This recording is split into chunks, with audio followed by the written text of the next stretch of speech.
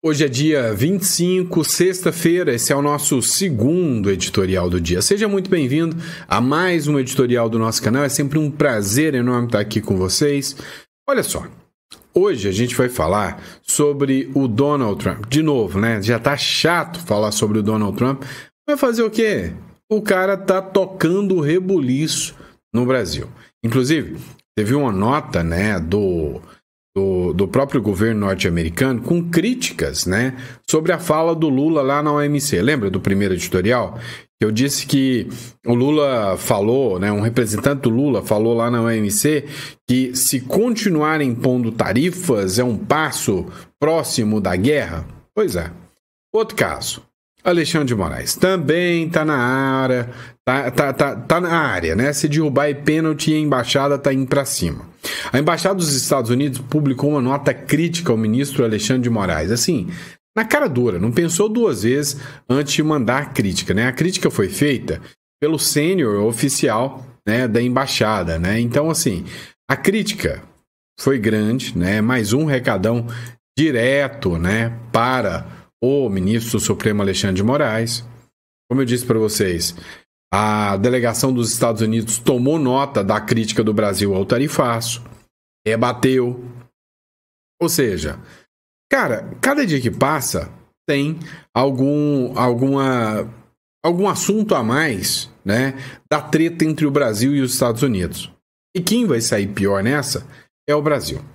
Outra questão, uma figura muito conhecida dos apoiadores do Bolsonaro deu linha, conseguiu burlar as regras impostas, né, a ele de cassação do passaporte, de proibição de ir para os Estados Unidos e foi para os Estados Unidos. Pois é, se ele conseguiu, é uma prova clara e límpida para o Moraes que o Bolsonaro também consegue.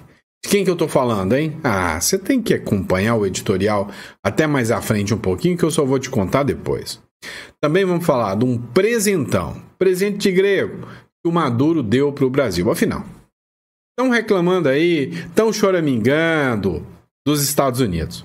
O Maduro acabou de mostrar para a gente o tamanho da hipocrisia da turma da Left People.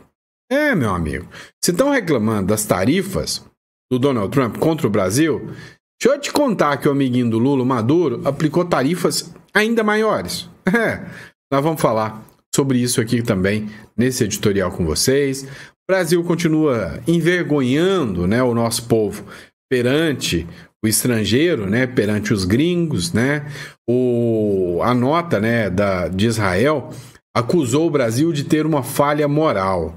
Diz que a decisão do Brasil de apoiar uma nota anti-Israel, né, é antissemita e uma falha moral. A galera do Centrão tá pulando fora e abandonando Bolsonaro. Gente, do jeito que eu tô vendo, o Bolsonaro vai acabar ficando sozinho, né, nesse imbróglio todo aí, porque o Centrão é fisiologista, né? Ele vai onde o dinheiro tá. E aí, mais uma nota agora já falando, né, passando por cima do Bolsonaro e dizendo que já tem o candidato preferido. Então tudo isso é pauta desse editorial. Muito obrigado pela sua confiança, pela sua credibilidade. Você acha que esse tipo de conteúdo é relevante para você? Não esquece de clicar no gostinha, né? Como diz o Nando Moura. Clica aqui no like, no gostei. Manda para mais pessoas. Também, se não é inscrito, quer um canal com informação de qualidade, com relevância? Achou. É esse aqui. Então inscreva-se. Bora bater a nossa meta rumo a 2 milhões de seguidores. Fechado? Agora, vamos começar a entender o que está acontecendo? Tem muita coisa para a gente bater um papo. Vamos começar falando do ministro Supremo Alexandre de Moraes. Pois é. A Embaixada dos Estados Unidos publicou uma crítica pesada ao ministro Alexandre de Moraes e fez uma defesa aberta ao ex-presidente Jair Bolsonaro. A Embaixada dos Estados Unidos republicou no post da conta do subsecretário da Diplomacia Pública dos Estados Unidos, que é o Darren Beattie, né, publicou na conta dele uma publicação crítica ao ministro Alexandre de Moraes. Eu preciso ler isso aqui para vocês, tá? Ele escreveu o seguinte, ó: o juiz Moraes é o coração pulsante, heart beating, né? É o coração pulsante do complexo da perseguição e censura contra Jair Bolsonaro, que, por sua vez, cerceou a liberdade de expressão nos Estados Unidos. Graças à liderança do presidente Trump e do secretário Rubio, estamos atentos e tomando medidas. Atentos e tomando medidas, né? Tem várias repercussões. O Vinícius Carrion, né, publicou aqui, foi só a embaixada republicando e a nota do secretário oficial, né, da diplomacia pública dos Estados Unidos, né? Uma cópia e cola do outro, ou seja, foram nos dois perfis que foram publicados essa nota contra o ministro Supremo Alexandre de Moraes. A guerra entre Brasil e Estados Unidos está mais acirrada que nunca. Nunca teve tão apertada quanto agora. Ontem, né, um dos embaixadores do Brasil esteve na OMC, né, na Organização Mundial do Comércio, e ali fez críticas ao Brasil. E aí, numa determinada parte da nota que ele fez, das críticas, né, ao Brasil, não, aos Estados Unidos, numa parte das críticas que o brasileiro fez aos Estados Unidos, ele disse o seguinte, que tarifas e retaliações como as que o Donald Trump aplicou podem gerar guerra. Essa fala pegou pesado. E aí a delegação dos Estados Unidos tomou nota da crítica do Brasil ao tarifaço do Donald Trump lá na OMC, né? O tarifaço que foi aplicado contra o Brasil, só contra o Brasil. A delegação dos Estados Unidos, ela reagiu aos comentários do Brasil durante a reunião da Organização Mundial do Comércio, lá na OMC, que aconteceu anteontem, na quarta-feira, em Genebra, na Suíça, dizendo que o governo Donald Trump está preocupado com as atuais condições desleais do comércio global. O pronunciamento de Washington surgiu após o governo Lula, do PT, levar a discussão sobre o tarifaço ao organismo internacional, ou seja, levou a discussão sobre o tarifaço para ver se a OMC está lá para salvar o Lula, né? Não está, né? A OMC, ultimamente, até o Lula falou que ela não serve para mais nada, né? Sem citar diretamente os Estados Unidos, a turma do Brasil que estava lá, a delegação brasileira, disse que, abre aspas, negociações baseadas em jogos de poder são um atalho perigoso para a instabilidade e para a guerra. Sim, sim, sim. Falou abertamente em guerra, que os tarifaços, negociações baseadas em jogos de poder, é um atalho para a guerra. Para bom entendedor, pingo elétrico. Todo mundo entendeu que isso aí foi um recado do Lula para o Trump. Você tem noção, tanto que o Lula tá meio biruleibe da vida, ele falou que se o Donald Trump trucar, ele rebate com 6. Ou seja, ele está prontinho para enfrentar o Donald Trump. A galera petista está achando o seguinte. Por hora, o Lula pode até ter um benefício com essa briga. Mas se o Trump resolver patrolar o Brasil mesmo, não tem nem vez para o Lula. Porque nem para o Maduro o Trump dedicou tanta atenção quanto ele está dedicando para o Brasil, para o Alexandre de Moraes e para o Lula. Ainda sem mencionar o nome do Trump, a representação do Brasil que estava lá na OMC, na Organização Mundial do Comércio, ele afirmou que o país, o Brasil, está testemunhando, abre aspas, uma utilização extremamente perigosa de tarifas como instrumento de tentativa de interferência nos assuntos internos de outros países. Ou seja, acusou os Estados Unidos de violação de soberania. E violação à soberania pode levar à guerra. Após as declarações, a delegação dos Estados Unidos diz que a Casa Branca está, abre aspas, preocupada com o fato dos trabalhadores e as empresas norte-americanas serem forçados a competir em condições desiguais com os países que não estão seguindo as regras e as disciplinas com as quais concordaram ao se tornarem membros da própria instituição da OMS. Ou seja, os Estados Unidos, já está porra aqui com o Brasil. O Donald Trump mandou um recadinho, disse, não, a gente vai ter tarifas, né? As tarifas serão globais, serão de 15%. Só para aqueles países que a gente não se dá bem, a gente não gosta, é que vai ser 50%. E aí, eu te conto quem é que está tomando 50% no lombo? É o Brasil. Graças a quem? Graças ao Lula. O Donald Trump tá todo, né? Tá todo amonstradinho, né?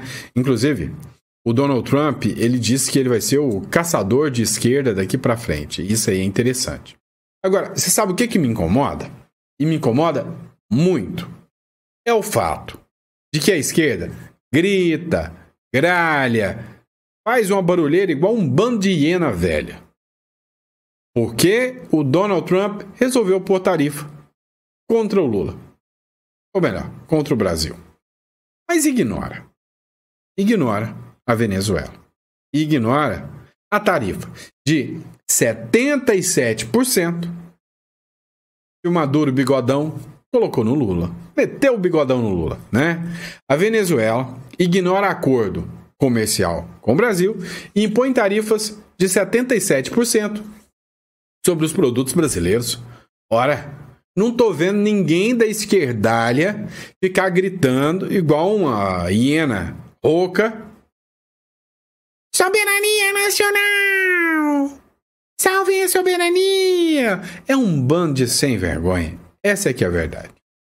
Os empresários brasileiros, segundo essa matéria da Jovem Pan, foram pegos totalmente de surpresa. Por quê? Após o governo da Venezuela anunciar, nessa quarta-feira, dia 24, a aplicação de tarifas de importação que variam de 15% até 77% sobre os produtos que vêm do Brasil. Não, aqui ninguém reclamou de soberania, ninguém reclamou de retaliação, não tem nota dos gênios da USP, não tem nada disso. A decisão, o pior de tudo, é que contraria um acordo firmado lá em 2014, que previa que haveria uma isenção de mercado com a certificação de origem. Ou seja, se tiver a certificação que o produto estaria vindo do Brasil, não teria tarifa, livre mercado. Só que não, o Maduro mandou 77% no lombo do Lulinha. E ninguém tá gralhado. É igual os artistas das girafas da Amazônia, né? Não estão nem lembrando mais das girafas, dos elefantes, dos leões que existem na Amazônia. Não estão lembrando de mais nada, né?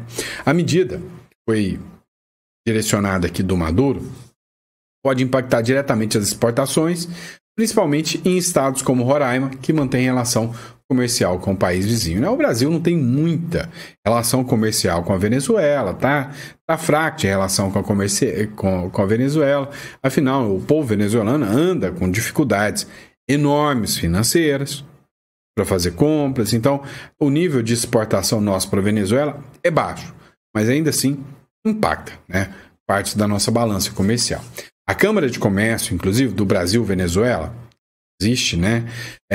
Investiga o motivo da mudança que pode ter ocorrido por uma falha burocrática ou por uma decisão política. Enquanto isso, o Ministério do Desenvolvimento e a Embaixada do Brasil em Caracas foram acionados para tentar reverter a decisão.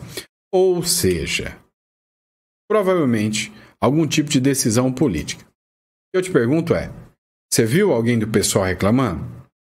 Você viu a Erika Hilton reclamando? O Boulos, talvez. Já sei. O Lindenberg Farias deveria fazer uma nota de repúdio a todos aqueles que apoiam a Venezuela. Não, já sei. Eu acho que as tarifas de 77% foram feitas porque o Eduardo Bolsonaro foi até Venezuela, pediu para o Maduro aplicar a tarifa de 77%. Não foi? Deve ter sido, né? Só pode. Agora vamos lá, vamos falar do Trump, né? Tá todo amostradinho. Olha só. O perfil oficial da Casa Branca publicou um desenho de Donald Trump com a frase: eu era a caça, agora eu sou o caçador, né? I was the hunted, now I'm the hunter, né? Ó, o que é a grande questão aqui? Para quem que foi o recadinho? Pro Obama. O Donald Trump, nada mais, nada menos, está fazendo exatamente aquilo que a esquerda fez com ele. E eu acho pouco. Eu acho pouco. Tem que fazer mesmo. 4 linhas da Constituição. 4 linhas da Constituição é o caçamba, tá? É o caçamba. Olha o que aconteceu até agora. E, assim, todos os precedentes que o Donald Trump está fazendo, a esquerda está fazendo aqui com o Bolsonaro no Brasil. Vai reclamar de perseguição? Vai ficar gralhando que o Donald Trump é um perseguidor? Hã? Então, assim, o Donald Trump acusou o Barack Obama de atentar contra as eleições, de tentar um golpe de Estado. E o Barack Obama, se seguir o mesmo caminho que está rolando aqui no Brasil, pode parar atrás das grades. E aí eu quero saber, quem que vai defender o Barack Obama? Hã? Acho brabo, né? Vamos lá, vamos falar de fuga para os Estados Unidos? Essa é interessante. Gostei dessa matéria. Seguinte, tem um cara, para mim, de todos os senadores da República, que mais foram perseguidos e ninguém fala nada, é o Marcos Duval. Esse cara, literalmente, teve a vida devastada. E nenhum deputado, nenhum senador deu solidariedade a esse cara. Os bolsonaristas abandonaram ele, os petistas ferraram com a vida dele. Ah, mas o Marcos Duval fala besteira, é isso, é aquilo. O cara foi abandonado. Vamos falar o português, claro. Esse cara foi devastado, né? Ah, não, mas ele falava umas coisas esquisitas, não sei o quê. Bom, o cara foi devastado. Foi. Ninguém pode falar o contrário, né? Só que o Marcos Duval conseguiu driblar o bloqueio de passaporte que o Alexandre de Moraes impôs a ele e vazou para os Estados Unidos. Fugiu. Deu linha. Marcos Duval dribla bloqueio de passaporte pelo STF e vai aos Estados Unidos. É o seguinte: o senador é investigado pelos crimes de divulgação de documento confidencial. Olha os crimes. Associação e organização criminosa. Abolição violenta do golpe de Estado, né? De Estado e golpe de Estado. Os mesmos crimes aí que estão jogando o Bolsonaro. O processo está sob sigilo e ainda não é possível saber as extensões das medidas cautelares que foram impostas ao Marcos Duval. A gente sabe que ele teve o salário confiscado, as verbas de gabinete confiscadas. Ele teve que dormir dentro do Senado. A UOL confirmou que o Duval entrou nos Estados Unidos em 23 de julho. O registro que aparece no sistema da alfândega, provavelmente com apoio da embaixada. Ele deu o seguinte recado, abre aspas: só poderiam tirar meu passaporte diplomático se eu tivesse sido acusado pela PGR, condenado pelo STF, se eu perdesse o mandato, fosse para a cadeia, eu entregaria o passaporte. Aconteceu isso? Não. Então, quem violou o quê? Eles, os ministros, violaram a Constituição. O parlamentar, o Marcos Duval, ele foi visto em um voo que partiu de Manaus com destino aos Estados Unidos. Quando ele foi procurado pelo UOL, ele confirmou: sim, eu estou nos Estados Unidos, e disse que a decisão do STF que bloqueou seu passaporte é completamente ilegal. Agora eu te pergunto, vai voltar? Não. Deveria voltar? Não. Tá certinho da linha? Sim. Vai pedir asilo político? Cara, eu nem sei. Eu acho que ele até não sei, ou ele tem um green card, ou ele é cidadão americano também, não sei. Viveu muito tempo lá, né? Agora uma coisa é certa: fez certinho, tá? Fez certinho, deu linha. Provavelmente vai sair um expedido, um mandado de prisão contra ele, ou alguma coisa nesse sentido agora, né? Mas fez certinho em dar linha. Vamos lá, pessoal. Matéria do Ivan Kleber, tá? Ó, Brasil e Israel. Israel acusou o Brasil de falha moral. Nossa, que vergonha do Brasil. Abre aspas.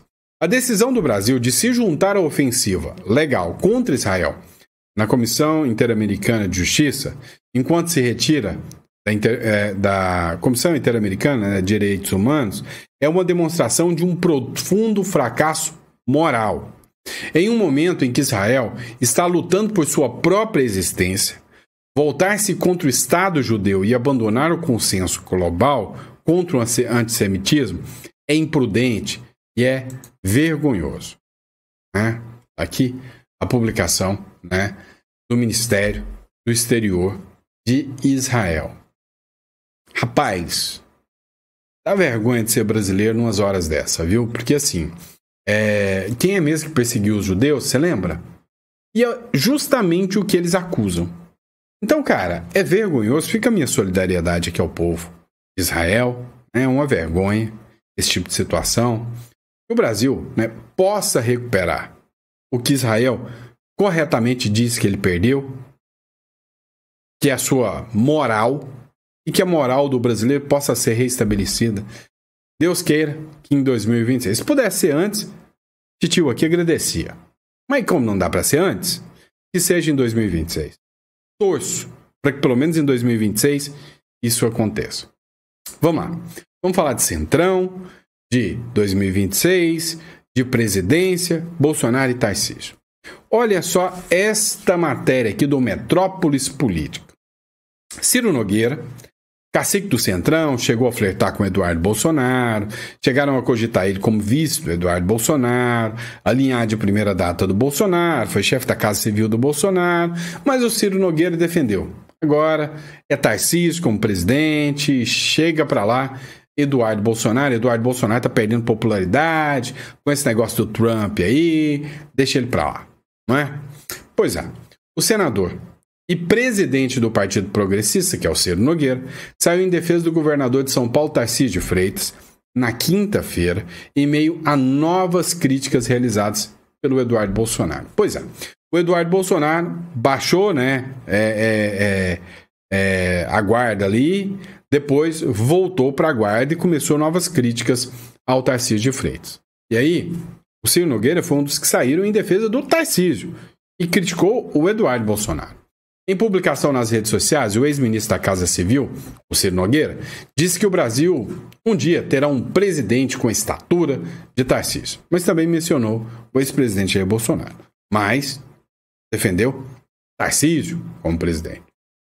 O senador, ele inclusive elogiou a atuação do governo paulista. Com razão, Tarcísio não é ruim não, tá? Aprovou uma linha de crédito destinada aos setores que poderão ser afetados pelo tarifaço imposto pelo Donald Trump. Olha o que ele falou. Enquanto Lula só lacra e só pensa em como tirar proveito eleitoral da crise com os Estados Unidos, o Tarcísio prova que seu compromisso é com a serenidade e com a solução, publicou o Ciro Nogueira. Cá entre nós, Tarcísio de Freitas tem críticas e elogios a ele, mas bateu um bolão. O que o Tarcísio de Freitas fez? Está preocupado com o tarifaço do Donald Trump. Para tentar reverter as tarifas que o Donald Trump impôs, o que ele fez? Aplicou um pacotão de 1 bilhão em isenção, em crédito de ICMS para quem foi impactado pelo tarifaço. Cá entre nós, nem todo mundo vai ser impactado. É quem faz exportação, tá? E aí o que acontece? Esses que fazem importação vão ter que aumentar o valor das tarifas. O que o Tarcísio vai fazer? Vai abater no valor do imposto, do ICMS estadual, para poder amenizar, né? O imposto, aí, o ICMS, chega a uma alíquota de 17%, 18% ao mês. Ou seja, para quem vai tomar 50% no lombo, abater 18% já ajuda. E aí, é óbvio que foi uma medida boa do Tarcísio de Freitas, fez o Tarcísio ganhar um créditozinho aí com os empresários, com o agro de São Paulo. O Tarcísio de Freitas, ele não está concordando muito, entrou nos embates com o Eduardo Bolsonaro por causa da tarifa do Donald Trump. Eu já falei para vocês, o Donald Trump juntou o útil ao agradável. Nem o Eduardo Bolsonaro esperava que a lapada viria como forma de tarifa. Ele achou... Eu sempre vi o Eduardo falar, lei Magnitsky. Nada de tarifa, de 50%, nada disso. Lei Magnitsky. Sempre foi isso, tá? Agora, vamos lá. Vamos pensar o seguinte. O Tarcísio tem que fazer a defesa do empresariado. Ele precisa da reeleição ou da eleição para presidente. E aí? Ele já entendeu. Ele não tem força nenhuma para reverter o tarifaço do Donald Trump. O Donald Trump já encasquetou com isso aí. Não vai reverter. Então o que ele fez? Vou amenizar. Enquanto o Lula só fala merda, enquanto o Lula só tá falando besteira, querendo dobrar a aposta contra o Trump para implementar aqui o modelo do Hugo Chávez no Brasil, enquanto o Eduardo Bolsonaro tá tomando porrada porque ele estava buscando a lei Magnitsky e colocaram as tarifas do Trump no colo dele. Ele até quis tentar levar esse mérito, mas depois viu que foi uma furada. E não tem nada a ver com o Bolsonaro. Foi o Trump que quis colocar essas tarifas. O Tarcísio, vendo que os dois estão enfraquecendo, virou pro eleitorado e falou: olha, você, paulista, que vai ser impactado, isenção de ICMS, vou reduzir imposto para vocês. E aí, os caras dos outros estados, os empresários dos outros estados, falam: ah, eu queria um governador assim, eu queria um presidente assim. E ele ganha popularidade junto ao empresariado. Tô falando besteira? Tô não, gente. Tô falando a real com vocês aqui. Vamos falar do Felipe Martins? Felipe Martins é a primeira vez, desde que essa bodega começou, desde que essa história começou, que você vai ouvir a voz do Felipe Martins. Sim. Ontem, né, teve a primeira audiência na primeira turma lá do Supremo Tribunal Federal. E aí, o Felipe Martins disse que se considera um preso político. Ele falou o seguinte: olha, eu me considero um preso político, com restrições à minha liberdade de expressão, eu não posso ser filmado ou fotografado, não posso dar entrevistas. É a primeira vez que eu falo. Estou esperando há quase 2 anos para falar. Aconteceu até uma coisa interessante em relação ao Felipe Martins. Ele errou a idade. Aí chocou todo mundo. Porque quando você começa: qual é o seu nome? Meu nome é Felipe Martins. Qual a sua profissão? Preso político. Qual a sua idade? 18 aninhos. Não, mas peraí, não é 20? Por que ele mudou a idade dele? Aí, o advogado falou: não, ele não errou a idade. Ele foi esperto, ele foi estratégico. Ele queria chamar muita atenção pro caso dele. Um monte de jornal falou: Felipe Martins erra a idade. E o advogado falou: ele errou a idade por causa de 2 anos que ele perdeu da vida dele, e ele não computa isso como se esses anos tivessem passado por culpa do ministro Alexandre de Moraes. Tomou um, hein? Vamos lá. Olha só o que diz a matéria. Sou preso político, diz Felipe Martins em audiência no STF. Eu posso publicar isso aqui? Eu não sei, tá? Mas se o Gazeta do Povo publicou, eita, eu não sei. Não, só vou falar pra vocês. Deixa pra lá. Vou nada. Bora mostrar. Temos um momento em que o meu nome circula no país há 2 anos. O meu caso é mencionado nas redes sociais diariamente. Meu nome é mencionado nas notícias diariamente. E até agora eu não tive a oportunidade de me defender. Essa é a primeira ocasião em que eu posso, evidentemente, falar. E o que eu tenho falado quando eu posso falar com a minha esposa, com o meu pai, com os meus advogados, para que eles comuniquem isso na defesa? Eu tenho a convicção, como eu disse, de que eu sou um preso político. Eu tenho a convicção de que a minha prisão ela não se deu com justa causa, ela se deu em claro desvio de finalidade. A viagem não existiu, o meu local era sabido, era certo, haviam informações nos autos 4 meses antes que davam conta de que esse local era sabido. Essas informações estavam disponíveis tanto à Polícia Federal, quanto à Procuradoria-Geral da República, quanto ao ministro relator. Isso consta dos autos, foi inclusive matéria de recursos apresentados por nós. Então, eu tenho essa convicção. A prisão ocorreu com base numa viagem que eu não fiz, que não existiu. Nós vivemos um momento em que... Pois é, você viu isso aqui, né? Cara, é insano, né? Assim, gente como Fernandinho Beiramar podia dar entrevista.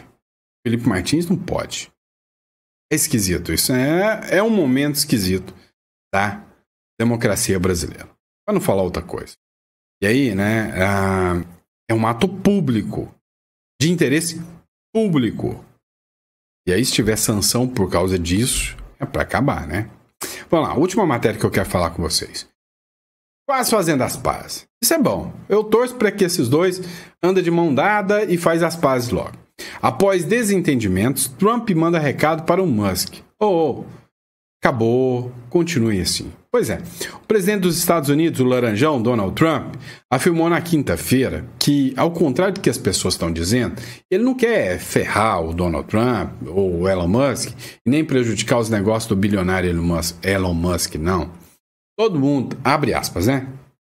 Todo mundo está dizendo que eu destruirei as empresas do Elon Musk, retirando parte, não todos, os subsídios em larga escala que ele recebe do governo americano. Não é bem assim. Eu quero que o Elon e todas as empresas do nosso país prosperem, na verdade, prosperem como nunca antes. Foi o que escreveu o Donald Trump. E aí, o Donald Trump ainda concluiu, quanto melhor eles se saírem, melhor os Estados Unidos se sairão. Isso é bom para todos. Estamos batendo recorde todos os dias e quero que continue assim. Notícia boa de ouvir, né? Eu, por mim, torço que esses dois alinhem os ponteiros aí, né? E se alinhem completamente, né? No discurso. Tá certo? E aí, pessoal? Muito obrigado pela confiança, pela credibilidade. Que Deus te dê uma mesa farta, repleta de bênçãos para você, para toda a sua família. Um grande abraço e a gente se vê daqui a pouco, tá? Às 4 horas da tarde. Vou estar trazendo mais conteúdo para vocês. Abraço.